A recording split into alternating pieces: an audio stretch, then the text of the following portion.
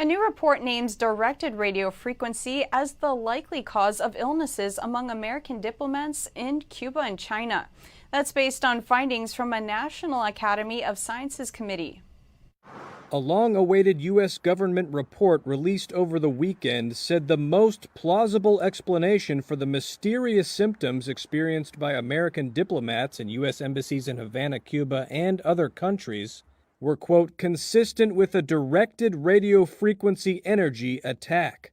That's according to a government-commissioned report by the National Academies of Sciences, Engineering, and Medicine released on Saturday, which marks the first time Washington has officially offered an explanation for what's come to be known as Havanna syndrome, though it's still inconclusive. We continue to try and determine precisely the causation of this. Secretary of State Mike Pompeo said in October that significant U.S. government resources had been dedicated to solving the mystery, in which more than 40 U.S. government employees were affected between 2016 and into 2018.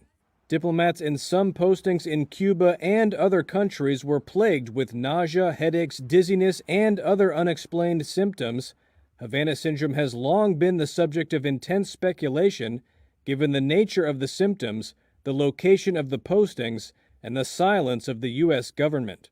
The State Department said in June 2018 that it brought home diplomats who were stationed in China over concern they were suffering similar symptoms. The Trump administration has ended 5 cultural exchange programs with China. The government says the programs were used to push Chinese communist propaganda and held no benefit to the United States. Secretary of State Mike Pompeo says the exchange programs he ended were fully paid for and operated by the Chinese regime.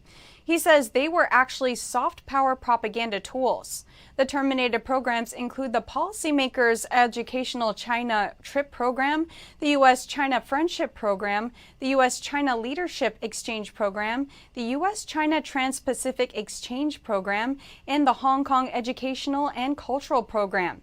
Each program allowed U.S. officials to travel in China at Beijing's expense. Pompeo says mutually beneficial exchange programs will continue. Advocates for the human rights met with Secretary of State Mike Pompeo recently. They discussed the threat to the Chinese Communist Party poses to people of different regions and ethnicities.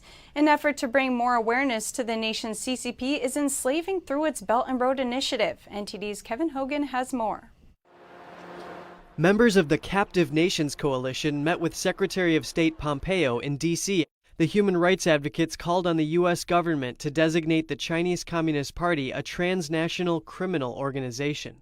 That's in part because the CCP is allegedly reaping the organs from living prisoners of conscience, according to an international tribunal. A person who practices the spiritual discipline Falun Dafa said he's grateful to Pompeo for being the first secretary to condemn the CCP's persecution of the faith. So I express deep gratitude for that, and also I emphasizing in the past more than 10 years, Falun Gong practitioners have been focusing on exposing the CCP's crime of organ harvesting, live organ harvestings.